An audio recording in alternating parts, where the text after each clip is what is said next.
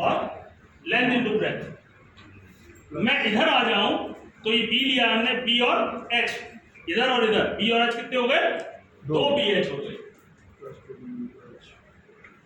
और फिर मैं नीचे की बात करूं तो एल और ये एच, 2 एल और एच, क्योंकि 2 सभी में है तो 2 L B plus B H plus H H.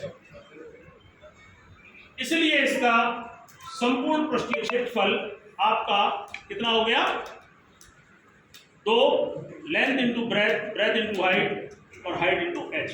देखिए अगर आपका बच्चा समझ रहा होगा, जैसे ये मैंने क्यूब का बताया था ना, अगर आपका बच्चा अच्छी तरह समझ पाया है तो इसका संपूर्ण पृष्ठीय क्षेत्रफल 6 भुजाएं स्क्वायर था, मतलब आप पहले समझा चुके हो अच्छी तरीके से। तो बच्चे से आप पूछोगे ना, एक बार अलग से क्वेश्चन हटकर बताएगा, बोले बेटा ये मैं खोल दूं तो कितना हो गया, ऊपर से खुला है बाकी तरफ से बंद है, पूरे का तो 6 एल स्क्वायर था, 6 भुजाएं स्क्वायर था, लेकिन मैं ऊपर से खुला कर रहा हूं। अब इसका कितना हो गया, अगर बच्चे का कॉन्सेप्ट क्लियर होगा तो एल स्क्वायर ही तो कम हुआ है, भुजा स्क्वायर ही तो कम हुआ है, तो 6 भुजा स्क्वायर में से 1 भुजा स्क्वायर हटा दीजिए, कितना हो गया 5। नीचे से बोल दीजिए बेटा कितना हो गया 4। दूसरे शब्दों में कहो तो ये 4 दीवारों का क्षेत्रफल भी हो गया। यदि आपकी सब कमरे की सारी डायमेंशंस लंबाई चौड़ाई अगर इक्वल है तो अगर इससे एल स्क्वायर हटा दीजिए, एल स्क्वायर हटा दीजिए, 4 एल स्क्वायर बात करूं तो ये आपके ऐसे कमरे की 4 दीवारों का पृष्ठीय क्षेत्रफल हो गया जिसकी लंबाई चौड़ाई और ऊंचाई समान। अगर लंबाई चौड़ाई ऊंचाई समान नहीं तो उसका एक अलग से फॉर्मूला है। लेकिन इससे देखिए, आप जो इंस्ट्रूमेंट आपके हाथ में जो आपने पकड़ा है उसमें मैक्सिमम आप जितना जानते हो बच्चे को आप इस इंस्ट्रूमेंट से इजीली समझा सकते हो। समझाइए, कोई जरूरी नहीं है कि अभी क्षेत्रफल हमारा 4 दीवारों का चल रहा हो, वो वाला टॉपिक चल रहा हो, नहीं है ना। घन सिखा रहा हूं मैं, लेकिन 3x3x3 पहले हमारा एल्जेब्रिक क्यूब है। अगर बच्चा यहाँ नहीं समझ पा रहा तो उसको भी उसको साथ साथ लेके करेंगे। तो इस तरीके से आपका हो गया। इसमें भी आप आयतन करवा सकते हो, लंबाई 5, चौड़ाई 3 और मोटाई 1, L into B into H, 3 into 1 यानी 15। फिर इनको खुलवाइए तो ये 15 निकलेंगे, 5 और 5 निकलेंगे 15।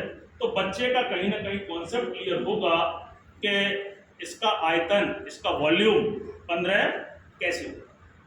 जो बच्चे का जो 1 सेंटीमीटर क्यूब है, इसको समझाने के लिए आपके पास ये बहुत अच्छा है, ये 1 सेंटीमीटर क्यूब है। ऐसे टुकड़े इसमें जितने बनेंगे वो उसका वॉल्यूम। और अगर फेस की बात करूं तो एल स्क्वायर अगर आगे की फेस की बात करूं, क्षेत्रफल की बात करूं, तो जितने एल स्क्वायर बन जाएंगे वो उसका क्या हो जाएगा। इसीलिए उसमें हम वर्ग एरिया में हम स्क्वायर लेते हैं और यहाँ पे हम क्यूब लेते हैं। आपकी किताबों में तमाम प्रश्न होंगे। मान लीजिए ऐसे प्रश्न हमारी किताबों में है, मान लीजिए किताब में प्रश्न है, लेकिन उस प्रश्न को आप थोड़ा और रोमांटिक तरीके से बच्चों को इंटरेस्टिंग तरीके से बता दीजिए। मान लीजिए बेटा आपकी कक्षा में किसी एक बच्चे का जन्मदिन है और वो बाजार से इस तरीके का केक लाया, इस तरीके का केक लाया है जिसकी लंबाई चौड़ाई और ऊंचाई कैसी है, समान है। अलग भी हो सकती है, आप अलग भी ले सकते हो। और मुझे बच्चों को इस प्रकार का केक बांटना जिसकी एक लंबाई हो, एक चौड़ाई और एक।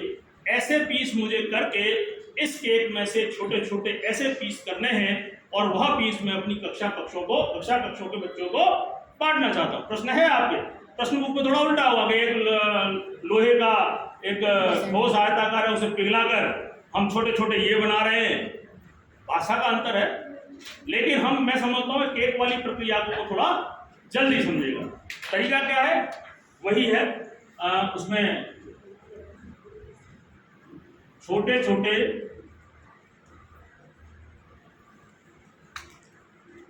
टुकड़ों की संख्या हम क्या करते हैं, जिसमें से बांटते हैं या जिसको काटते हैं, बांटना काटना गलाना जो कुछ भी है उसका आयतन, यानी कि केक का आयतन अपन क्या आ जाएगा, केक के एक छोटे टुकड़े का आयतन, एक छोटे पड़ेगा